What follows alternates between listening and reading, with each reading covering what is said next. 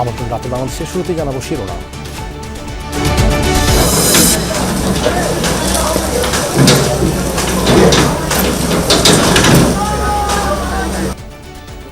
মাটিতে মিশিয়ে দেয়া হচ্ছে ধানমন্ডি ৩২ নম্বর। ফ্যাসিবাদ নিশ্চিহ্ন করার হুঙ্কার বিক্ষুব্ধদের। শেখ পরিবারের নামে স্থাপনা ও মাইল ফলক উচ্ছেদ। গত ১৬ বছরের মানুষের জমানো ক্ষোভ বিক্ষোভ আজকে মানুষ তাদের এই যে বাংসুরের মাধ্যমে তাদের ক্ষোভগুলো প্রকাশ করতেছে। এটা হচ্ছে অতীত এবং সামনে যারা আগুয়ান তাদের জন্য লাল সংকেত।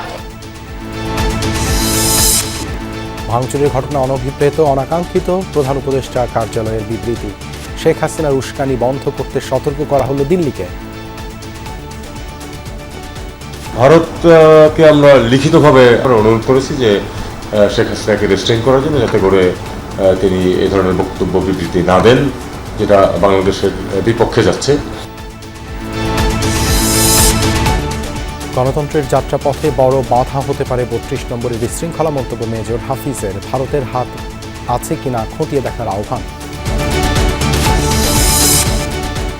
শেখ হাসিনার বিচার দাবিতে দিনভর শাহবাগ মোড় অবরোধ। সার্জিজের আশ্বাসে সন্ধ্যায় কর্মসূচি প্রত্যাহার। বাংলাদেশে আমার এই হাজার হাজার ভাইকে শহীদ করেছে, রক্তাক্ত করেছে, খুন করেছে। যদি এই খুনি হাসিনা এবং তাদের দোষরদের বিচার করতে না পারা যায়, তবে সেটি হবে এই সরকারের সবচেয়ে বড় সীমাবদ্ধতা। ঢাকা চট্টগ্রাম বিভাগে প্রাথমিকের ৬,৫০০-এর বেশি নিয়োগ বাতিল।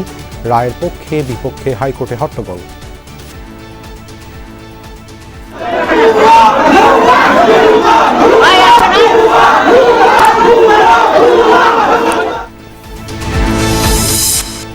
এছাড়াও রাতের বাংলাদেশে থাকছে বিপিএল এর গ্র্যান্ড ফিনালে কাল। ফাইনালে চিটাগং কিংসের বিপক্ষে লড়বে তামিমের ফরচুন বরিশাল।